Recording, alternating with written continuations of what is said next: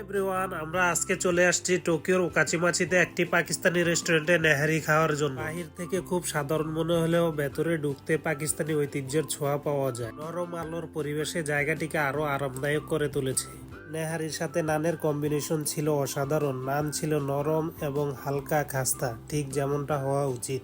Order করার কিছুক্ষণ পরেই গরম গরম নেহারি পরিবেশন করা হলো। খাবারের প্লেটে ছিল ঝোলযুক্ত গরুর মাংস। ঝোলটা দারুণভাবে মাখা ছিল আর মাংসটা এতটাই নরম যে মুখেই গলে যাচ্ছিল। মশলার জাজ থাকলেও সেটি উপভোগ্য ছিল। লেবুর রস ও আদা কুচি মেশানোর পর স্বাদ আরো বেড়ে গেল। রেস্টুরেন্টের কর্মীরা ছিলেন খুবই বন্ধুত্বপূর্ণ। খাবার পরিবেশনের সময় হাসি মুখে পরিবেশন করেছিলেন। আমাদের এক্সট্রা একটা নান ফ্রি দিয়েছিলেন। জাপানে খাবারের দাম তুলনামূলকভাবে বেশি হলেও এই রেস্টুরেন্টের দাম ছিল যথাযথ। নেহারি সেট নান সহ ছিল প্রায় 1500 ইয়েন।